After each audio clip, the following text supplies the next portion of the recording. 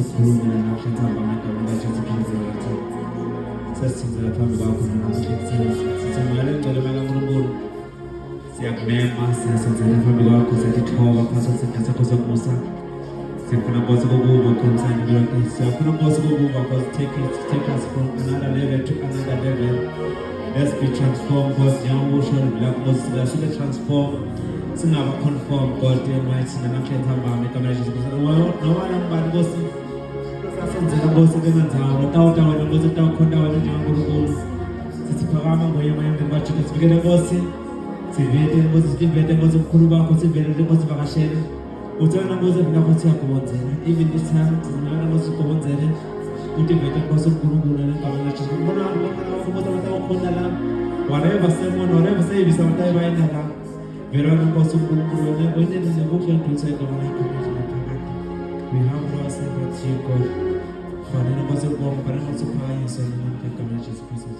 Maisho yonke indalo ithi hallelujah, kuwe simate umukulu wena kuze kube phakade. Sithi bayethe kuwe somana, sithi maisho yonke yona ingalo yithi hallelujah, kuwe simate wena umukulu wena kuze kube sithi bayethe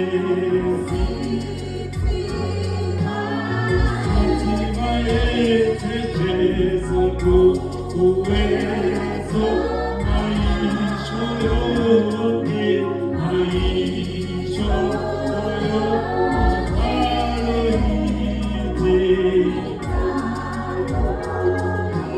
oh hallelujah,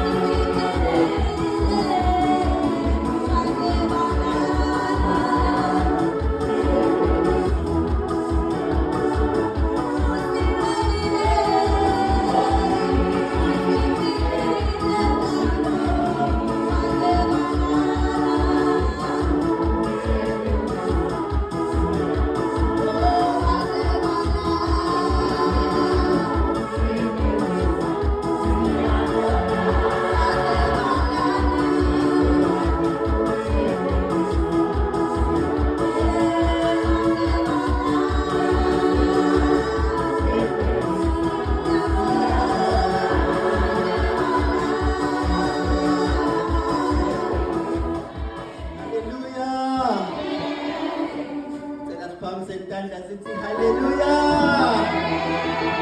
Amen bazalwane. Siyabonga bazalwane. Ukhona benu kulena nkonzo namuhla.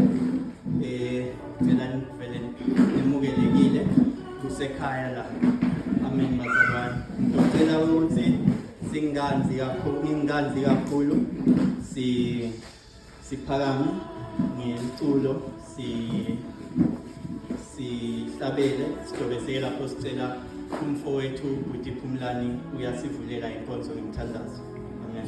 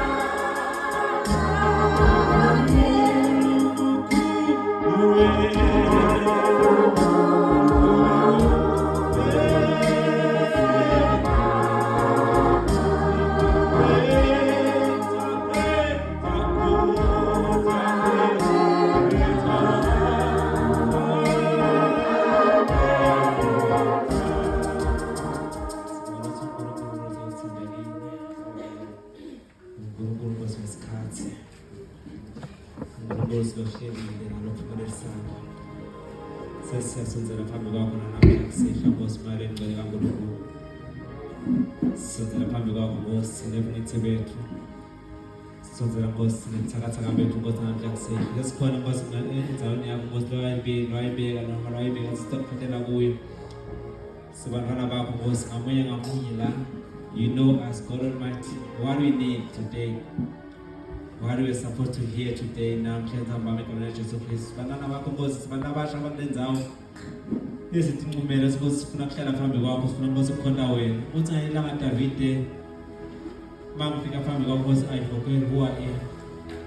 Ngiyadikhohlwa lokungini. Nathi Nkosi nalesikhathi sizokwazi ukuthi simane sithi khohle ukuthi who are we. Simane sifuna nje wena Nkosi ngegama laJesu Kristu waseNazaretha. Mana wakho Nkosi uqhuba ihlelo la. Sesiyambeka Nkosi ngesakho Nkosi ngegama laJesu Kristu. Vela Nkosi uNkulunkulu Nkosi singasaboni yena Nkosi, but kusebenze wena Nkosi ngaye. Singasali nange-protocol Nkosi ukuthi sivame ukwenteke nakuna. But let your will God be done in this place. Namhlanje sihamba ngegama laJesu Kristu waseNazaretha. Mntwana wakho Nkosi ukhuluma ngaye. Lo mgcobile Nkosi wakugcwala isikhathi namuhla. Siyambika Nkosi phakathi kwesandla sakho somusa. Sithi uNkulunkulu egcwele kube kube nathi. Inkonzo yakho Nkosi sachubeka sithwale Nkosi sivikele ngamunye. Ngaba sethingeleni Nkosi abasenta Nkosi kukhonda. Nawo Nkosi phela uNkulunkulu Nkosi bethwala ngamunye. Unene buhle nje igama lakho manje naphakade.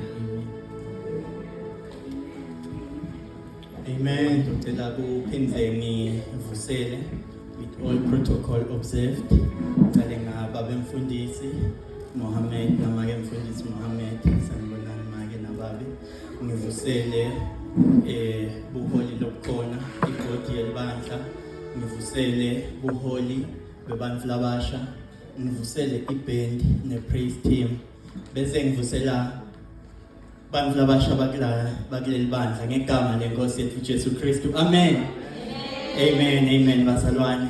Cela ukuthi bazalwane namuhla shothi mbewe ukuthi doba MC walolu hlelo lwanamuhla. Docela ukuthi konke lesikwentako bazalwane sikwente ngekumisela singashina kunye futhi sibe within i-constraint yesikhathi bazalwane. Amen.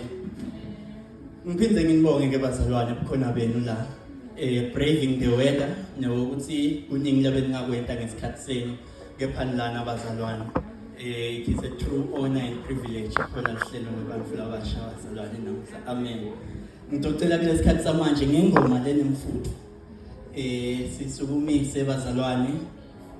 Lonto sisita asinikelise lokungitreasurer Miss Anele Dlamini. Amen.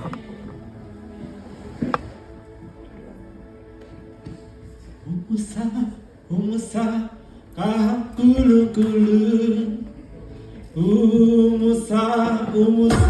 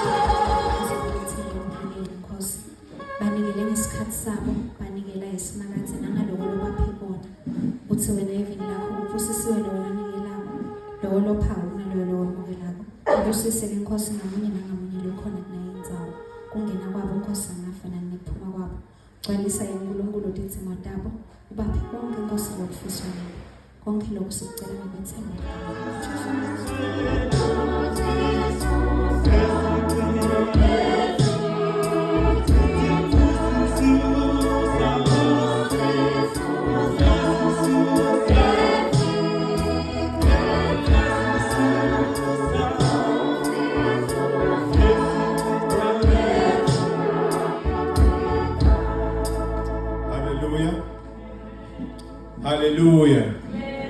Hallelujah. Angivusele bazalwane kusihle egameni la Jesu Kristu. Ngisolazi kube manje sihleli ngalapha sonke ngaqono. Ngoba ngane noma ngathi babusikile ngale. Hallelujah. Siyabonga bazalwane kuba khona. Ake nishayele tandla abantu labasha. Hallelujah. Simbonge uNkulunkulu bazalwane. Siyanthanda abantu abasha. Thank you. Hallelujah. Hallelujah.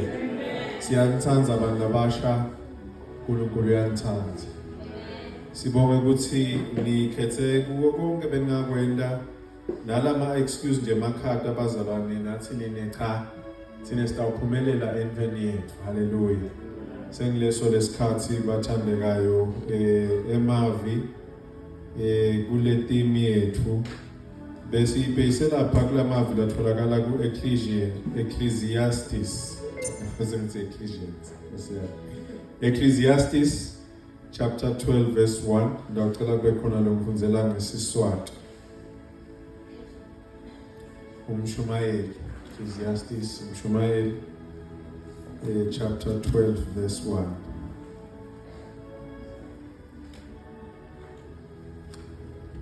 Khumbula umdalo wakho etinsukwini tebusha bakho. Amen. Tinsuku tekuhlupheka tisangakafiki. Amen. Neminyaka isingakasondzeli lapho uyawusho ngayo uthi kuphila angisakujabuleli. Nkosi yami. Mayabhlungu lamavi ukuthi ungefika lapho khona uthi kuphila angisakujabuleli. Kodwa lokumnanzi ukuthi lo lobhalako lana ukunika le solution. Uthi khumbula umdali etinsukwini tebusha bakho. Hallelujah. Ungabi nasikhuluma ngemuntu lomusha lo rooted in Christ. Sisho lokho nje bazalwane ukuthi sisesebasha asemkhonteni uNkulunkulu. Singadwarishi ngezinto letilembili letinzala kunathi. Kodwa thina just focus ekukhuleni enkosini. Hallelujah. Namhla kusihlwa ke bazalwane sitawukhonta ngomnye wethu naye lo musha. Hallelujah. Lokahle bazalwane njengoba ngihlale ngisho ngithi nawufika la ebandleni kufuna wenze office lemfundisi Stokwadi. Lenye yalo ukuthi sende kanjalo bazalwane lokuthi sihlolele emva la ukuya khona ukuthi vele bayakwadi yini labangasitshela ngawo. So speaker sethu salamhla bazalwane ngathi nangimshayela umfundisi wathi awu maye nabo mancane ukuthi athole ikhaya lembabana. La mtshela kona nje kwaba kufishane wathi awu yabona leyo yinqeko lesebenziseka. Hallelujah. Nangabe ngicabanga ukuthi nje kube khona lo shumayelako ngaqhubeka uyisebenzise bathandekayo. So ke lokuthi kule weekend bazalwane simcele umfowethu ukuthi sivile umfundisi wakhe uyasho ukuthi cha vele ingcebo lesebenzako. Hallelujah. So ke nesibinzi office ibuke ukuthi cha ake simnike ithuba naye umfowethu ngicela umfowethu nelisohlanze anyuke edengembili bazalwane ngelo tasikhonda namhla kusihlwa. Ngicela simukele ngengoma. Hallelujah. Dumo siyakudumisa ufane lukubonga sikunika lonke dumo siyakudumisa ufane lugu sikunika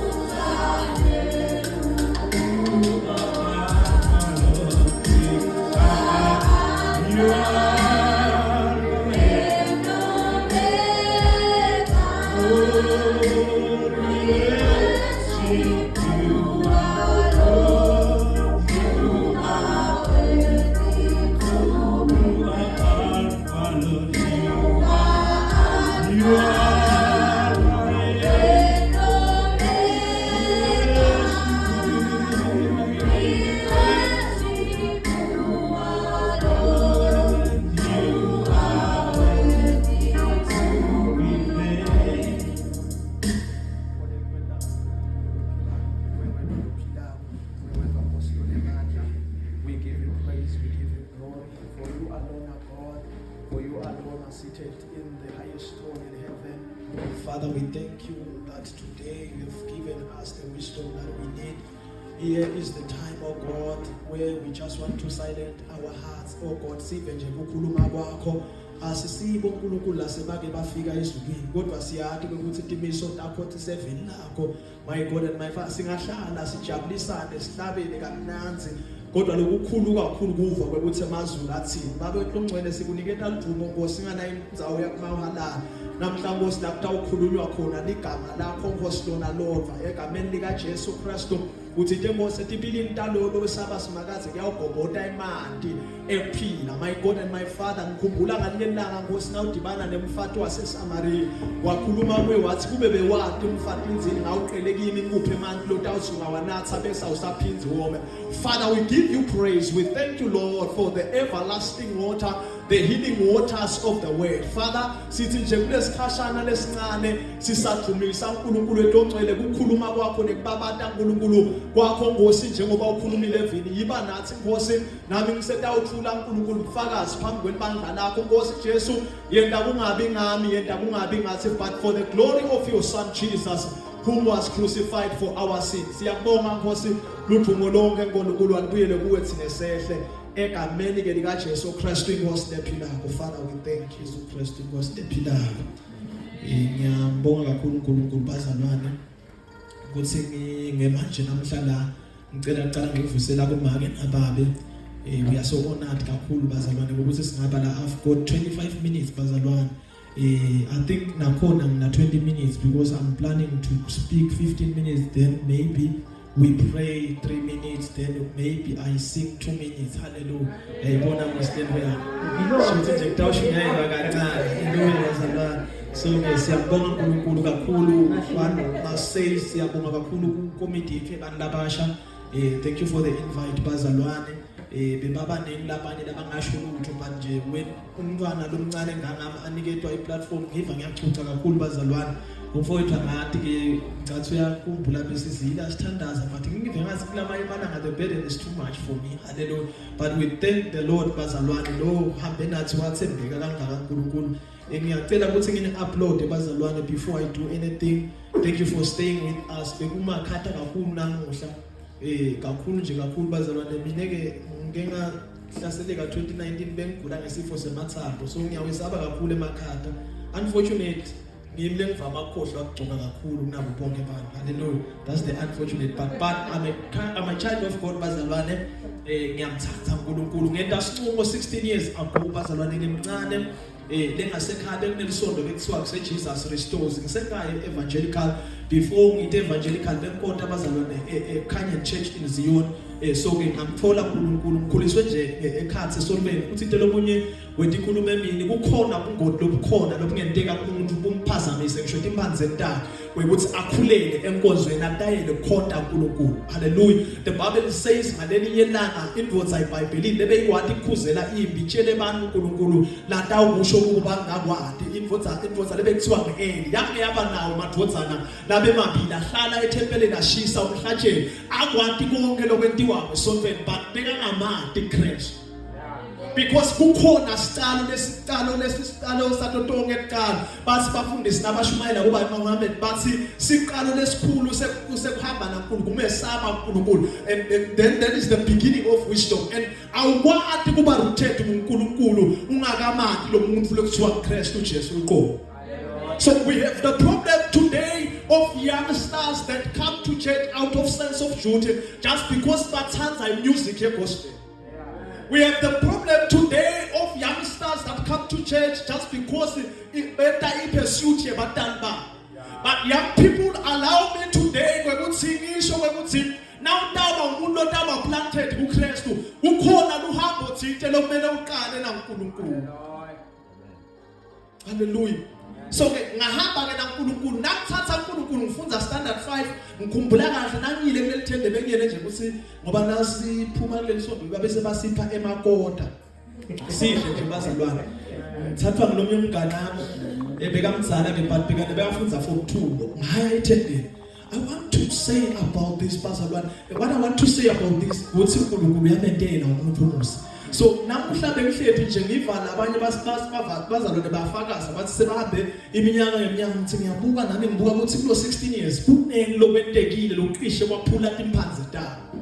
Actually letinye tato ngoba sihlahla nawusathi kahle nangabe wafunza root system kuthiwa kune tape root system bese kuba nalaba shallow root system. Letinye tato fana nabo lettuce nangabe tike tatsival genge iyaphela lemphansi. But those who trust in the Lord, Isaiah chapter number 40, uthi they shall renew their strength. Bana ba planted uNkulunkulu, bayahlasela bazalwane, bana ba rooted uNkulunkulu, netabo tiphanze tiyaba nemakresi. bekuthi unyawo nomuntu lushelele. So namhlanje la sifunda khona ngiyafisa sifunde live la uNkulunkulu ngoba sekusele I think na 14 or minutes. Hallelujah. Masibonge. Masibonge. Oh no. Onomsaka. Masibonge.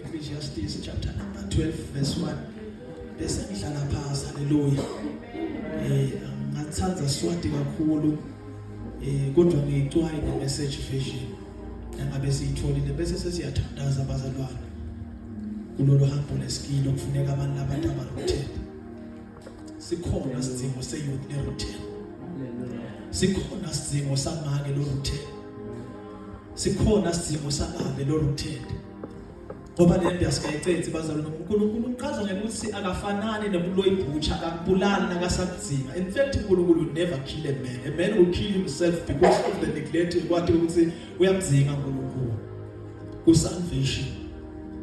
Ngicela ngifundzele bazalwane Mishumayeli chapter number 12 verse 1. Khumbula umdalo wakho etinsukwini tekusha bakho. Tinsuku tekuhlupheka tisengakafiki. Neminyaka esengikasonzela lapho uyosho ngayo uthi kuphila angisakujabuleli. Father, we thank you for your word. Bless it as we read it. Sisakatithetha kuso sisithe egameni lika Jesu Kristu. Ngiyacela kusho bazalwane ukuthi le ncwadi lena ibhalwa inkosi Solomon. Hallelujah. Lenye imadvoza liyatiwa kakhulu ngenhlakanipho eveni laka Israel. Hallelujah. So nakayibhala ngithinzeke kakhulu umfundisi because this is the last chapter. Nakaqala nayo le verses number 1 onke lama chapter kunema verse lebengiwathanza lamanye athi ligama lelihle ngcono kunemakhala mnandi uyabhala phela Solomon. Uyachubeka Solomon lapha semthontweni langa konke lokwabe kwaba khona vele kude lokusho labhala phela Solomon. Uyitanayo but I love it. Now ufika ku chapter number 11 sifunda verses number 9 na 10 angathi noma singamthola inevusi nje uvela uscroll kahle but kukhona into uNkulunkulu la ngibeke kiyo ngale ndvodza le kuthiwa yayilamanye emadvu yayilenye yalamanye emadvodza lebekatiwa ngenhlakanipho kakhulu. So nakabhala la mfundisi ubhala sowugugile Solomon and balabasha kuvumeleni ngoba ngiyathi ukuthi ngiyathanda ndzaba kuthiwa lo munye lebenethi intombi letinengi kakhulu naye Solomon. When it dropped Solomon bazalwane akusinkinga lokusiyedlula kini. Hallelujah. And one thing that I love about him ngiyathi ukuthi njengoba abe inkosi emakhosi akadzeni wayevumile ukuthi netulu kwekuba nentombi nemakhosi kade abeba manenge bese ngetulu kwaloko wayene wealth lenengi Solomon anemali anetinkomo. But kukhona into lathi nasabhala akhanze ukuthi njengoba yena saluphela angayipha umuntu omusha njengemgodla wakhe langayidla iminyaka asinakaphila lo muntu aphile anekukwadi lo. So uyabhala ke because nakabhala uthi khumbula umdali ngetinsuku tebusha bakhe. And I love the English Version, it's remember your Creator in the days of your youth. So we must remember your God. And the question that's now, why Solomon so remember your God? Because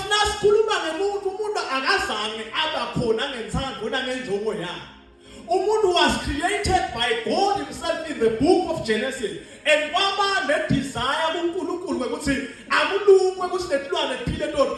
me make man under my image. So the one out the natural beauty, but especially the youth. Because it's in the young people about food, what about the food nothing for them? People want to succeed every cause they call. But pass with flying colors, but they do not want the God who make them to pass with flying colors. And unfortunately,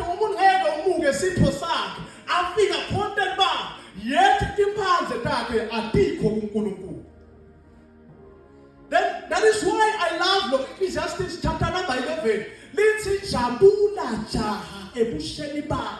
Udithokotise ngabo bonke lokukhala wayifitiyo ya. But ngivumeleni banabashana liqhubeka bese lithi kodwa ukhumbule na. Nasisuka la wonke umuntu uyakulanza phambi kwemehlo kaNkulunkulu. We are going home, bazalwane. We are going home. So kumqoka mfundisa ngathi noma ngiyabona kumqoka ukuthi sesikwende konke iroom yaNkulunkulu ibe khona. Akangisho na abantu abakethu lokuvama ukubhola iyouth esonfeni. Iyouth isikhathi lesiningi bantu labaqabanga extra.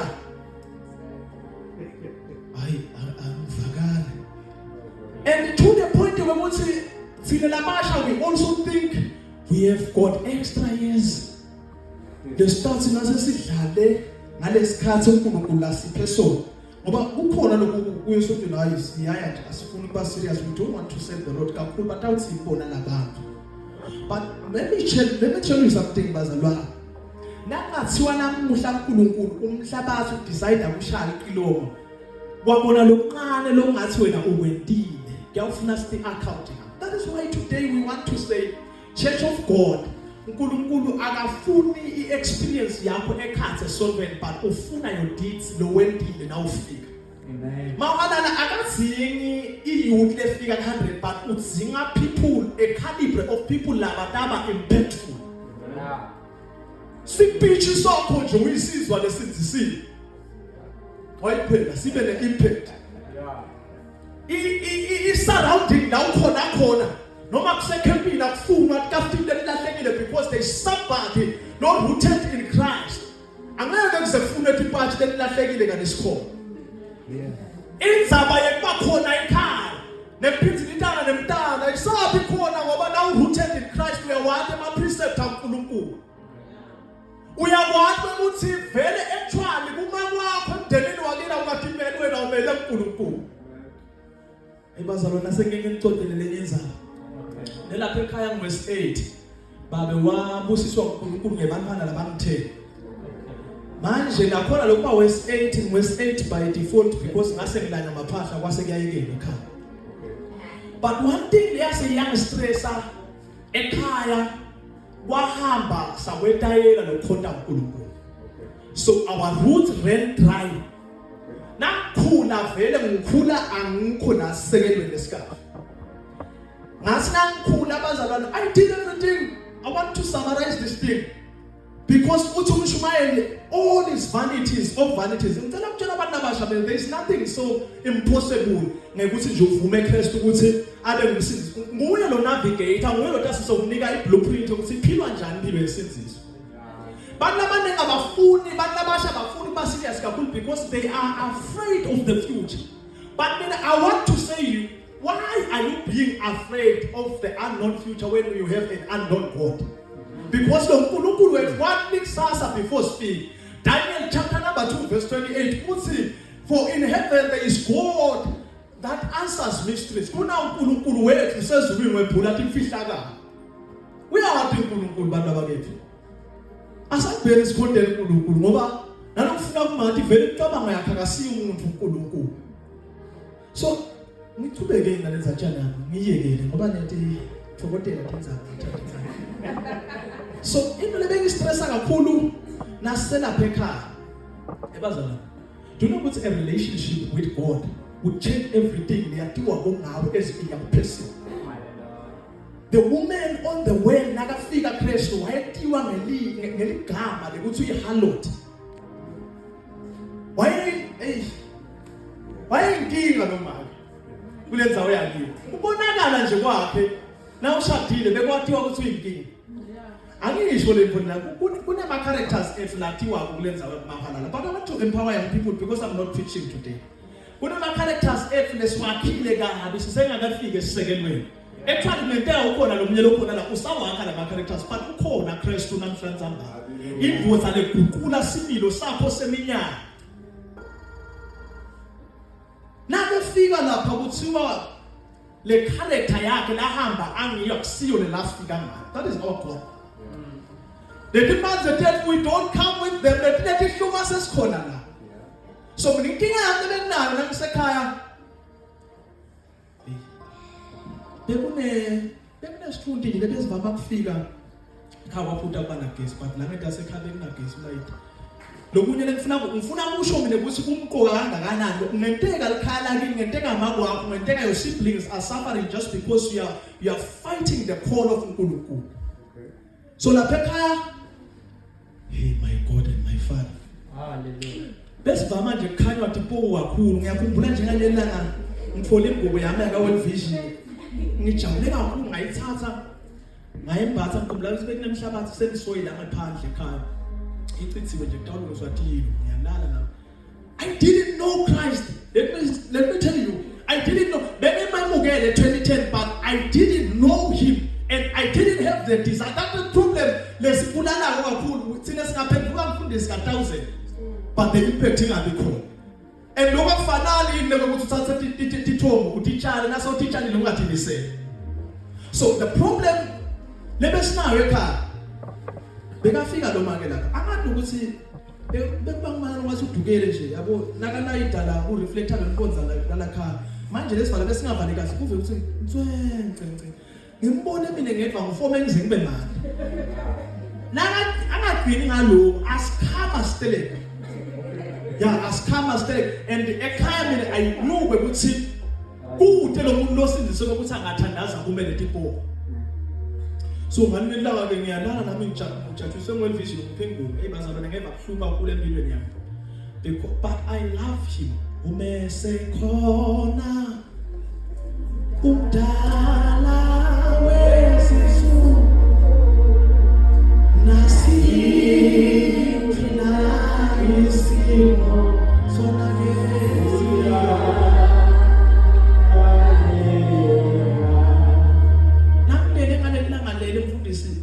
lokwamvisa kuhlunga kakhulu ngihlezi ngifakaza ngale nzabeleni ngoba ngifuna kufakazela emandla kaNkulunkulu impanze tambazana ngakusafana mhlawumbe letinye tiphukile mhlawumbe letinye titike tatoma but what I love about Christ he restores my soul.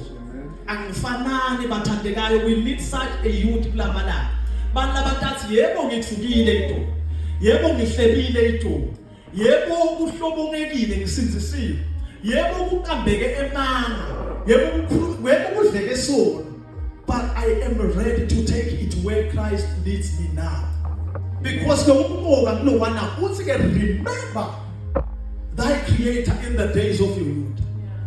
Umtoka abazalwane nakutshela isabani sesivala sesithandaza ngaba ke nalabangani bami ngaya ka Jesus Christos wafika umfundisi abewa kahlatsha wamani nethi wakubhati wathi wasemankayana washumayela livi wafunza John chapter number 16 I think le verse siyalanda wasakalifunza ngabona ukuthi ngiyamdzika Kristu kanti le miboya lemibi iyashupha lekhaya ekhaya ngithi ngasetsabeni bazalwane nginetsaba nje ngikhala igcina bese kuba nenzaba bese ngicabanga ukuthi kumbe nangihamba kuyangibona yini lokwemimoya. So I made a choice ngakuyelana naKristu bazalwane. Kulesikhathi lesa bengithi noma ngilele nje ngathi ngilele ngalesikhathi ngilele ngale ngubo yami kaWilfish ngijabule kakhulu. Ngathi ngithi ngiyaphaphama benginenyeta ngiyokhohlwa ngathi khanza ngilele emhlabathini. Uyakanza lo mhlabathi khanza ngilele emhlabathini lolo isemsoil because Sathane naye uyakwadi ukugcina abantu labende imphansi. So ekhaya bekushoda imphansi temthandazo. Ekhaya bekushoda imphansi tebantu labadibene naKristu. Njengalomfati waseSamaria. So I made a decision that God, I'm not going to take any more back. I am taking this decision whether it leads me to death or whatever, but I'm never going to change my life. So ngakala mthandaza, and the ride has not been there were lots of circumstances that happened, but ngabambelela uKristu ngeba ebholweni, and that was the end ukuthi ekhaya sikhanywe mikho ekhaya kwema ukuthi singamethembi uNkulunkulu ngenxa yami verse 8. And unfortunate part ukuthi lethando la ekhaya beselipholile bephuma ngemva mina ngesophela bosole nje bantu bawashe nje bantu bahlale bantu, but now uthethe uNkulunkulu uyasukuma nje bantu abahleli nje bantu bantu bayikhuke baba iwashe bantu uyasukuma na uthethe uNkulunkulu. So it goes a long way. Wahamba, but mayibona impact emthandazo. Mina bazalwane naqala kusindiswa bekusaba ngisho ufakaza phambi kwababe nabantu ngoba bekaqini kahle ngathi ukuthi nangenteka bona ngathi vele bese balekile bangasayiswa mfini. Ubhlungu kakhulu lokho, but I want to encourage you kuyabheka naKristu. Remember your creator in the days of your youth. Lapho na ungakasho ukuthi uphila ujabulele. Ngicela kusiyala lesive sebanabasha ukuthi you are not certain about the days that left. Baba Abela, who is also my mentor, used to say every day comes with a negative and a positive. It's a positive because it's plus a day, but it's a negative because it's minus a day. Now it's minus a day, we are so very light today. Hallelujah. Ukhona abantu uNkulunkulu labafunayo namhlanje bangana. uNkulunkulu akanankinga ukuthi usuka kuliphi noma ungadalwa at a very high level of richness. Noma ungadalwa at a very underprivileged home. But sifuna abantu abarotate kuNkulunkulu. Esulwini angeke asebenze ma statuses ukuthi unamali engakani ngoba ngiyayazi lenzaba ukuthi ngibe musha ngibambeleleke kakhulu. Labanye babumfundisi lokwenta ukuthi bangabe grateful lokuNkulunkulu akwenta empilweni nasemalangeni ethu ukuthi ama-failures would make people not to be rooted in Christ. Nebazalwane ngingumuntu lomunye losokolisa kakhulu isikole ngikholwa but ngingakholwa ukuphumelela. Ngase ngaba ne-certificate ka-form 5 letting 3 ngibona ukuthi yabo bengithi nanye uthatha lesi sipho ngeke ngiphindze ngibuyele. Hello young people. Nanye uthatha lesi sipho bengithi ngeke ngiphindze ngibuyele, and bethe stress ngalo ukuthi ngaze ngabuthi ngakena ukuthi ngeke ngikwakhiwe noma sesinye isihlanganiso noma. Because people are not rooted in Christ, yet disappointment. People would not be rooted in Christ. But I know a man in the Bible called David. David had all the encounters. He knows all the days, the bad and the good. He knows He knows Absalom, his own son. We have to put together in verse 9 of the Korea. But I love the book of Ecclesiastes, chapter number 7, verse number 14. When things don't make a simple see. But then we say it's in the there are places not for those who are swift. Never happened. I think I want to put something about it. But for this thing,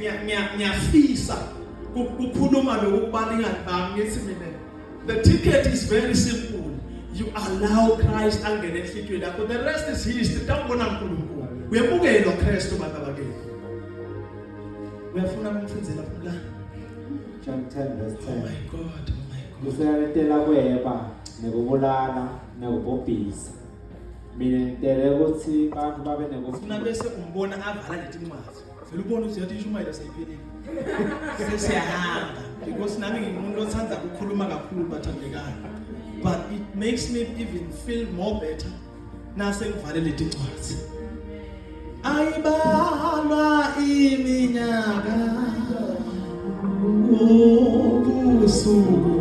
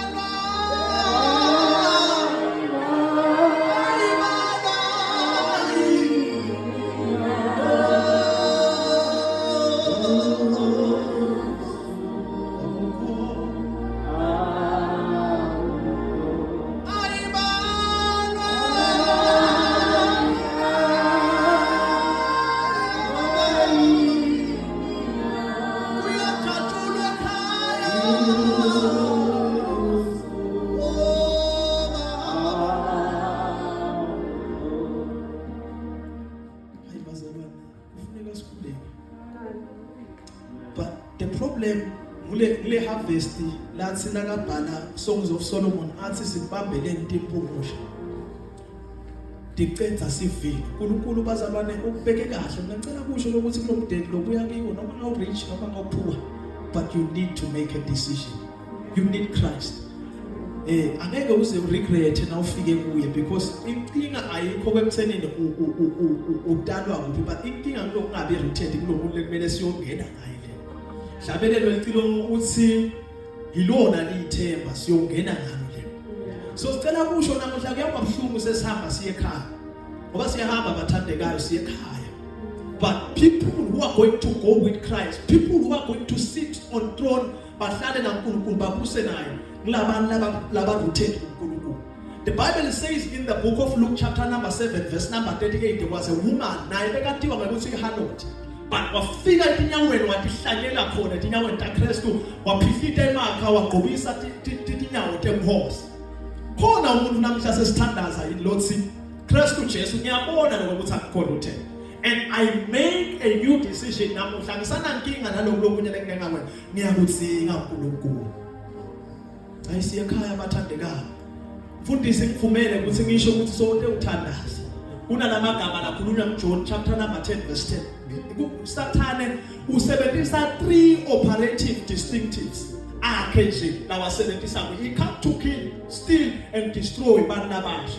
But I love it when the soil, the suitable soil, then Christ whose I come so that they may have life and they may have it in abundance. That is the man that we can also advertise namhlanje baba sesikhuleni. Kuna Kristu nothi na utabuye timphanze takho tingeke takwadi kujaba. He restores your soul. The Bible says there is no condemnation upon those who have come to Christ Jesus. The Bible says, Isaiah chapter number 43 verse 18, God wants to restore you, wants to do a new thing. Because there's a man who knows to mend broken roots. You can be called a prostitute, it's okay with him. You can be called a coward, it's okay with him. You can be called a poor man, it's okay with him. You can be called a stammering person, but who will write no matter who the speechless guy. Nesifiswa sekuthi umfundisi akathandaza banathandaze nami. Kulo 16 years bengimile tiphanze intaba entingasaba dry. The Bible says in the book of Numbers chapter number 17, kwake kwaba khona isikhathi lapho khona abaholi bakaIsrael bacomplain abaqodzana nekusebenza kwaNkulunkulu. wase uthi uNkulunkulu to the 12 tribes abalethe indvukuta neya Aaron lethwe lapha. Aaron lemvuku le abeyiphethe for 40 years maybe plus angayazi ukuthi indvuku lengake ehlume emaqembu. Wathi uNkulunkulu nake ngoba uNkulunkulu nakakukhetha ngakukhetha namuhla kule ntende le. Kuthiwa ke tase kuyalethwa indvukuta bekwa phasi. Dabo bonke labaholi balama tribes akaIsrael. But kwathi nasekuphula sekuthandaziwe ethendele kuhlangana kwabonakala leya Aaron ihlume emaqembu. Wayephethe idry maybe nayo imbazo takuyeva ukuthi yathi ngidry baba. But there is a man who makes a new caps. Ungahluma namuhla uphume na. Asifaka namhla zalwane ukuthi mina njani ngikosho ukuthi engcenye lomnyaka lo tawuphela nakusengekho. Sengisekhaya. I can be very happy nangahamba ngibona naNkulunkulu ulungise kahle. So this is the time. This is the time bazalwane, this is the time young people. Asifuneli bantu behlelo. No. We do not want bantu labatayi committee kuphela. But sifuna abantu abatazi bangasuka la timpanze tabo ukuthi bathathe bahlanganise with the creator. Remember the creator in the days of your youth. Ayethe manje mfundisi ngicela ukusho lokhu kuyenteka ukholwa uhlase. It's not an easy road. We are traveling to heaven but the terrain is very hard. Hayi bazalwane. Unobozo philile 25 minutes mfundisi ngiyacela babe ukukhuleka nathi.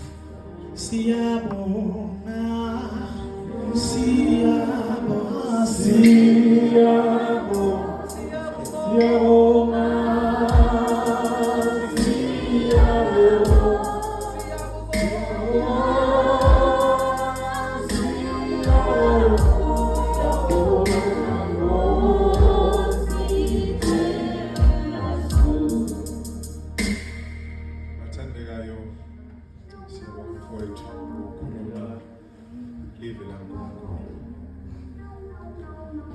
akunenzaba ukuthi wamkhetha nini. Akunalesihlahla lesisibona sisikhulu sisasenzaweni sathi ukuthi sikhona. Siyo nasekude lamande. Lamande kuphila lamgcoka. Lamande kuphila uKristu Jesu.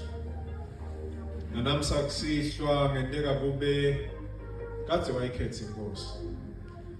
Kepha ebudzeni bendlela ngenteka kube letimpanze takho akusefiki kulamanye kuphila. Kwangathi lokhu kungaba ivuselelo kithi bazalwane ngamunye nangamunye. Uthi babe ngicela kuhlala khona lapho. Timpanze takho tingasuki kuwe. Rooted in Christ. Young people rooted in Christ. Young people growing in Christ. And when we grow in Christ, we will bear the fruit, the fruit yensenses. Ngicela nangabe ukhona lothi nje mfundisi ngicela uthandaze nami. Kuthi Nkosi ngihlale kuwe, ungakhoshi kuwe. Lofuna nje uthandaza nami nje ukuthi Nkosi ngicela uchubeka mhlala. Uthe lo mhlabeleli umese khona yena, lo mdzala wetinsuku. Nami noma ngabe tiphi timo yena uyatikhweshisa. Lofuna nje sithandaze naye. Namhla kusihla uthi Nkosi cela ube nami. Cela ungikhulise. Ngicela sivale amehlo sithandaze. Baba lwengcwele isenkosi yeJesu Kristu. Nanamhla kusihlwa uNkulunkulu wethu lwengcwele. Sibonga wena uNkulunkulu wethu lophakeme. Lithuba uNkulunkulu wethu lengcwele lekuvala ivi lakho. Siyabonga babe ukukhuluma nathi Nkosi ngalendlela. uNkulunkulu wethu lengcwele usikhumbuta ukuthi babe tinsuku tethu kulomhlaba babe tatiwa nguwe kuphela.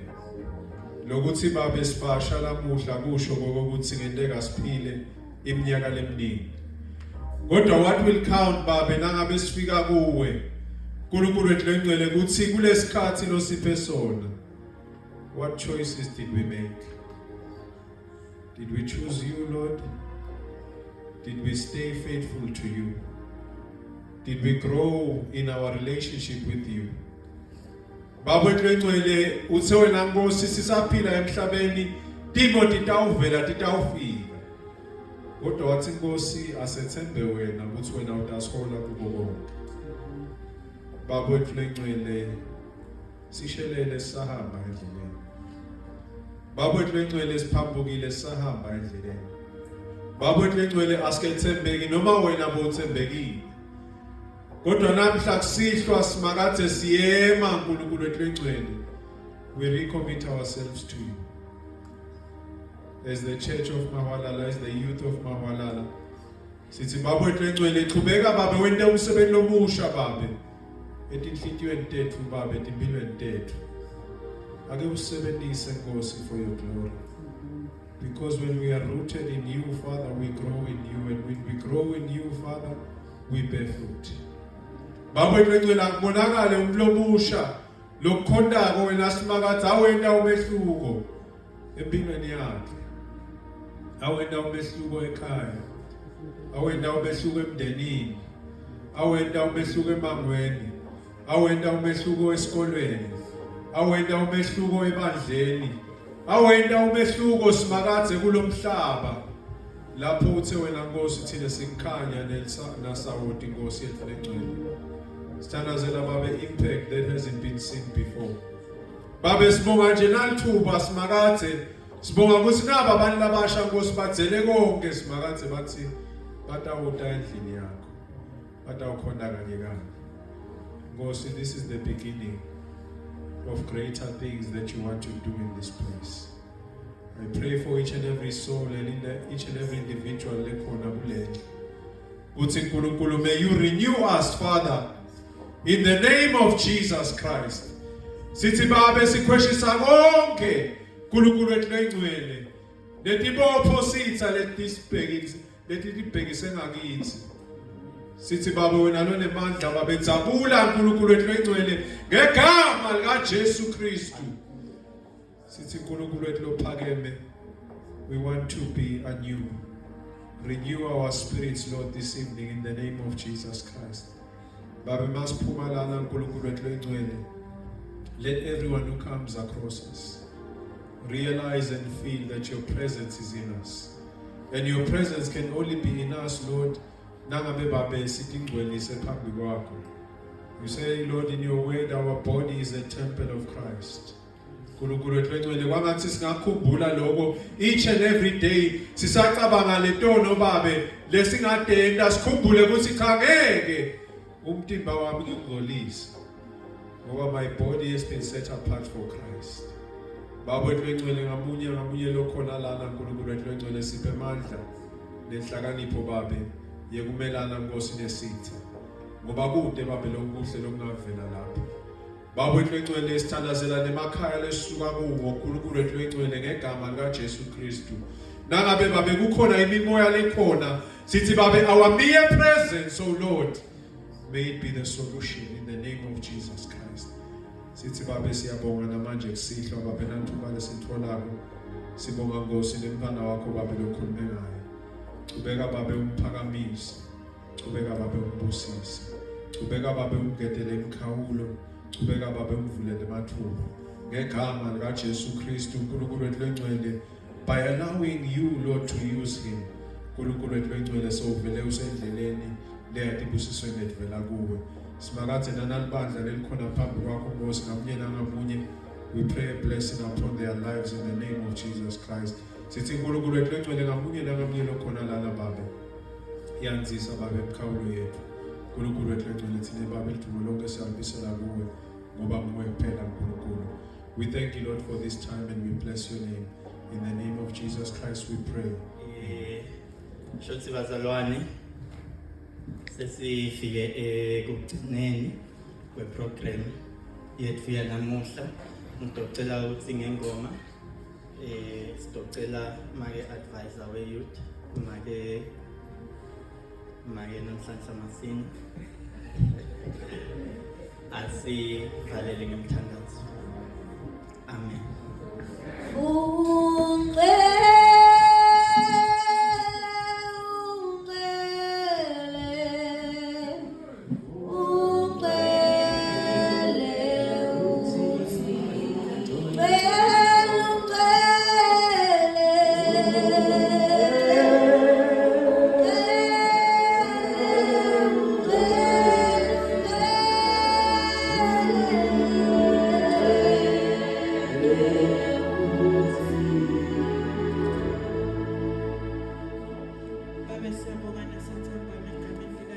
Jesu.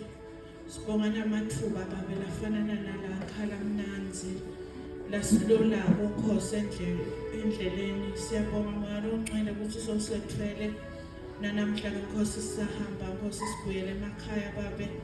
Sendele umusa Nkosi ukuthi sitha babe singaleli live lapho Nkosi sesilivile leli mnanzi nakangaka uNkulunkulu wethu longcwele lichamba kumfana wethu.